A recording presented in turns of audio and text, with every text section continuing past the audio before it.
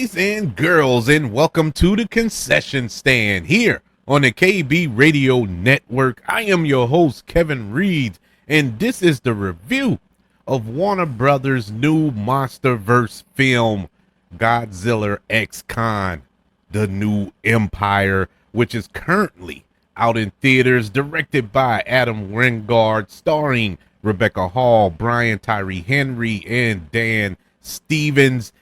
This is the fifth film in the Monsterverse, not counting the solo films. I think we had 38 Godzilla films and 13 King Kong films. But in the quote-unquote Monsterverse, this is the fifth installment to this franchise. And after Godzilla vs. Kong, which came out a couple of years ago, I think 3 years ago to be exact, I was very satisfied with that film. I enjoyed that film, and I felt we really didn't need any more Godzilla vs. Kong films. But here we are yet again. I was a little excited for this film, not buku big, oh man, I gotta rush out to go see it excited, but I was excited if I got the opportunity to go see it, which I did. And so this is the review of that film. As I mentioned before, this is directed by Adam Wingard, who gave us such films as the not the Blair Witch, but Blair Witch, that secret little sequel to the Blair Witch Project that we received a few years back, which I enjoyed. He also directed the live action adaptation of Death Note, which I liked 50% of that movie. I like the first half of that movie and not so much the second half. But he also directed a few years ago Godzilla vs. Kong. And now he returns for this film. You know, I can see a really good director there. I can see a director who, if giving the opportunity, can make some really good films. But he's stuck in this Monsterverse here. He's kind of stuck here, and it seems like his creative juices are just stuck in neutral. But hopefully after this, he can be able to stretch his creative wings.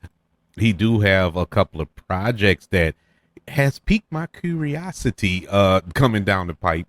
A remake or reboot, if you will, of Face Off, that classic Nicolas Cage, John Travolta film that I absolutely love. Probably one of the biggest guilty pleasures of life when it comes to me. But he is set to direct and co-write that film, which is kind of a pseudo sequel. They say it is like a reboot sequel type situation. I don't know, but either way it go, I'm on board with it because I enjoyed that film so much. He's also been announced. Well, this was a few years back. I don't know the status of it, but he was announced as the director of a Thundercats film, the live action version of that 80s cartoon, which is like one of my favorite cartoons growing up. So I was excited for that, but haven't heard anything about that since I think 2020 or 21, somewhere up in there, when it was announced he was the director. But since then, we've gotten two Godzilla Kong films from him, and that lets me know that Thundercats and the Face Off sequel is kind of on the back burner for him. But nonetheless, he dove into this franchise and doing the best he can with it, to be honest with you. I'm not mad at the movie, but at the same time, I felt it should have and could have been better. Let's break down the cast of this film, starting with Rebecca Hall. Rebecca Hall returns from Godzilla versus Kong, reprising her character from that film, Dr. Andrews, and she was just there. You know, it was kind of a bland performance from her, and I had to think after watching the movie and letting it sit for a second and thinking about her character and her in certain films, it's pretty much the same in every film that she's in. I'm not saying she's a bad actress or anything like that, but she kind of gives bland performances at times, you know, and it shows. Now she's given some awesome performances as well, but for the most part, when I've seen her in, it's kind of bland.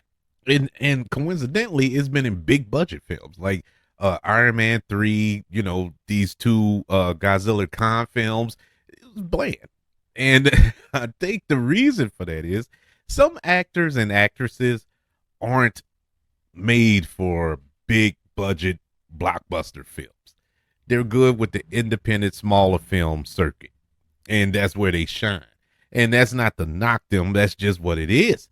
And I think she is one of those actresses that fits in that category. Brian Tyree Henry returns from Godzilla v Kong, and he plays Bernie Haynes. And yet again, this conspiracy theorist who has been following Monarch and all of their foolishness. And as entertaining as he is, didn't quite fit this film. You know, he fit in Godzilla versus Kong. It kind of fit the motif of that film. Here, not so much. You know, because it's the same character from the other film. And after the events of that film, you would think there had been some type of change in that character, but there wasn't. It was he was the same character, and like I said, he was entertaining, but it just didn't fit the movie so much, and it kind of threw it off a little bit. And I like Brian Tyree Henry. I think he's one of the top up and coming. Well, I don't think he's up and coming no more. He's here, one of the top actors in Hollywood, working, and a little disappointing in this performance. Dan Stevens, who plays Trapper in this film, honestly, he is the reason why I'm kind of late with this review, because I've been stressing out on how to describe his character. I liked him, but I didn't like him. You know, it was like, what was his character? What was the point of his character? It was nothing to that character. Nothing that I can boast about his character, or even nothing I can ridicule about his character. He was just a character.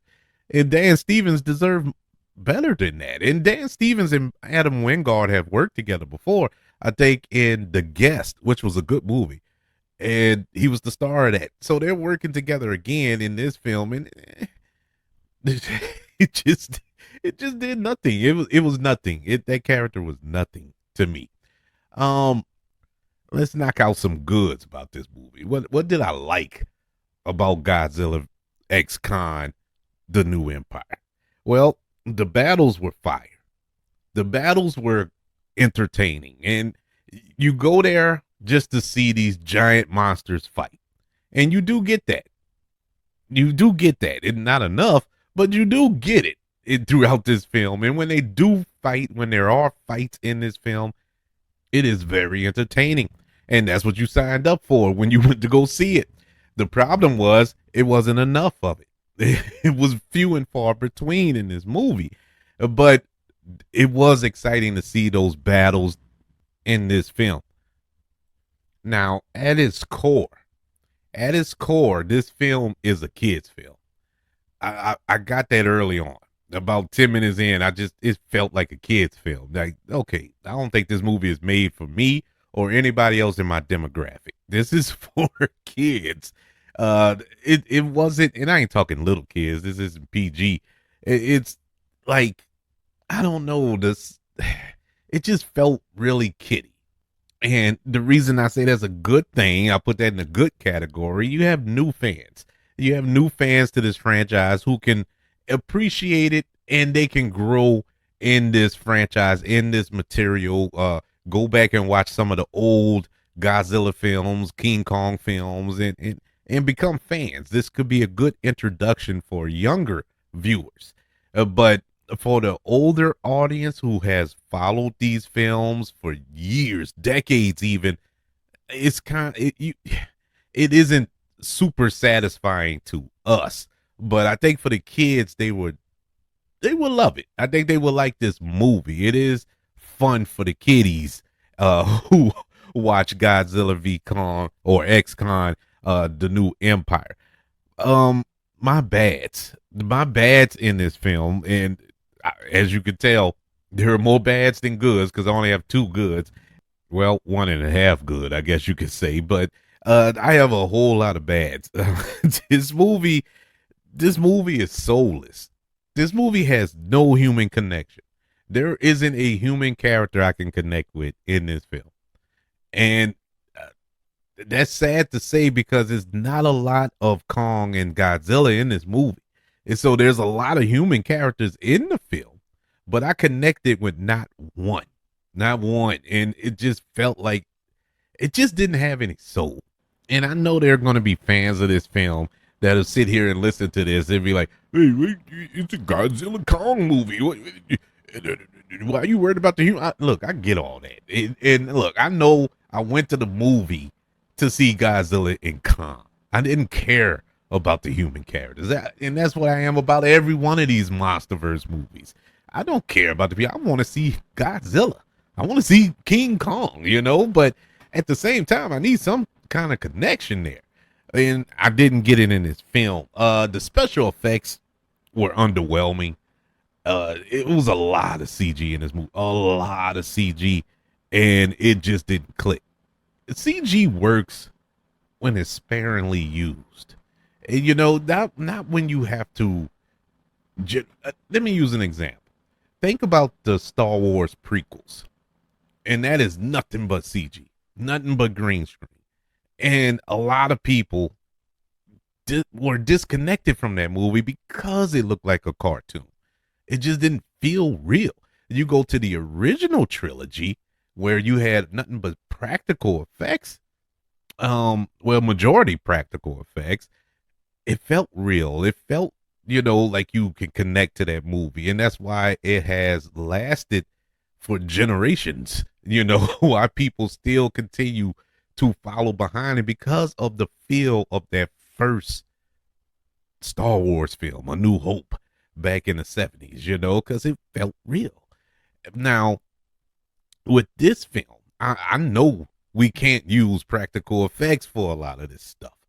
I know that. And, you don't want to see Godzilla running around in a suit. You don't want to see a man in a suit like you did with the old, what is it, Toho films, with Godzilla stepping on models and all that stuff. I get all that.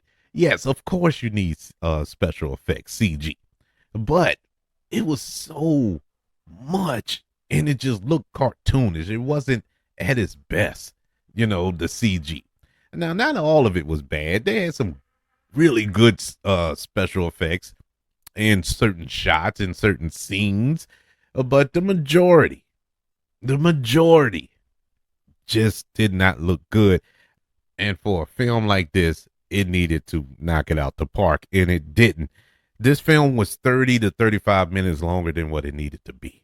This movie was close to 2 hours long.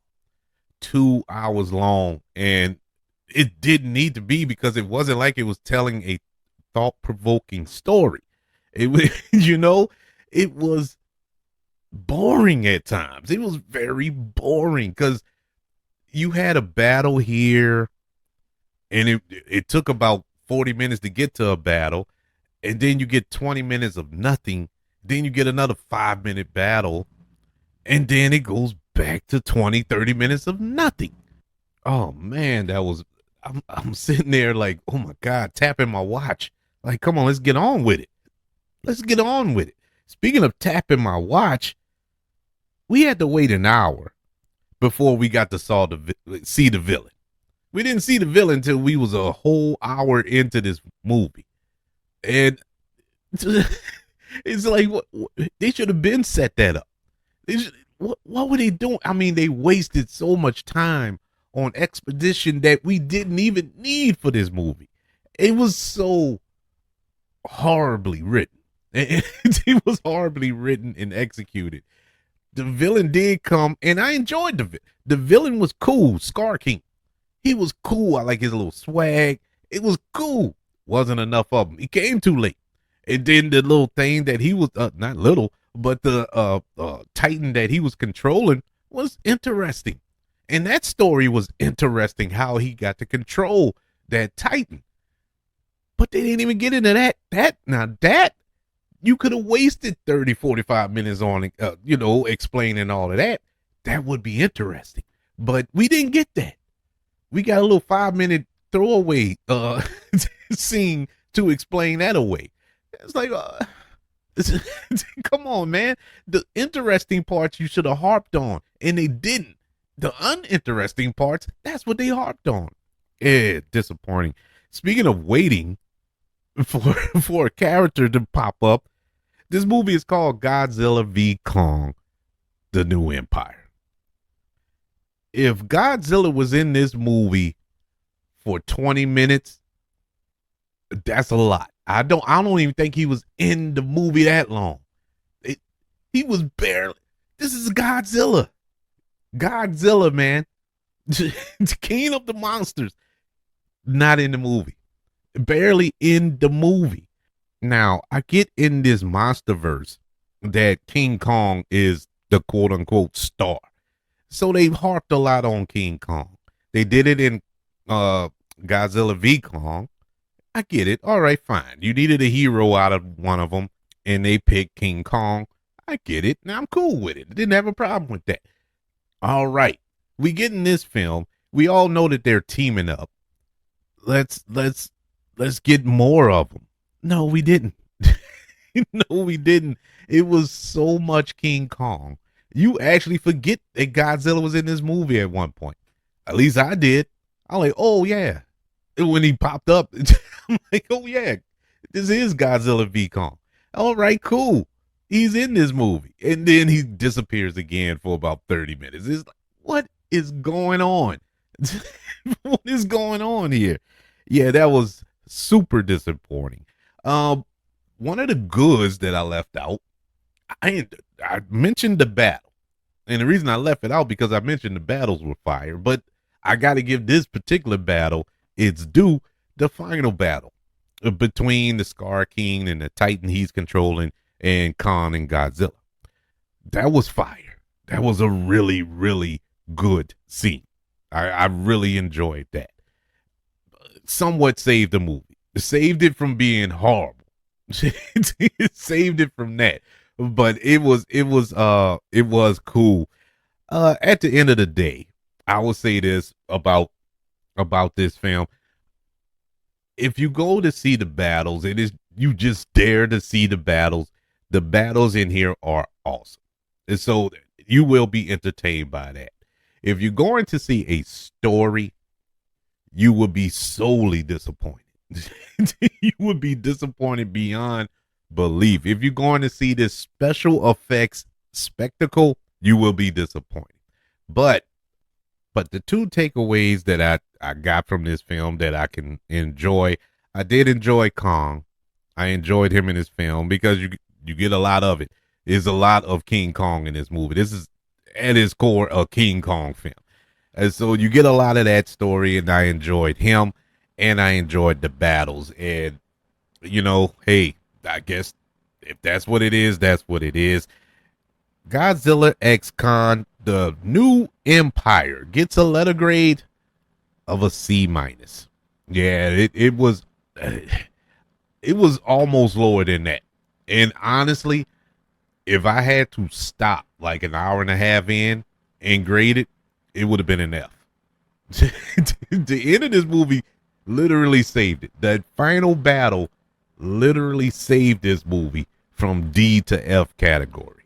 And so there you have it. Godzilla x Kong, The New Empire. I would like to know, have you checked out this new addition to the Monsterverse?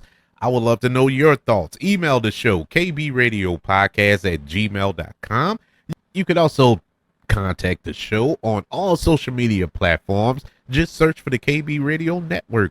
Don't forget to subscribe to the KB Radio Network channel on YouTube and like this video if you don't mind. Also, don't forget about the 5 stars, the reviews, and sharing this show. If you're listening on Apple Podcasts, Spotify, iHeartRadio, wherever you are currently listening to the concession stand here on the KB Radio Network. Everybody, thank you for joining me on this review of Godzilla x Kong, the new empire. I want you all to know that I love you. Continue to love everyone. And until we speak again, you all be blessed.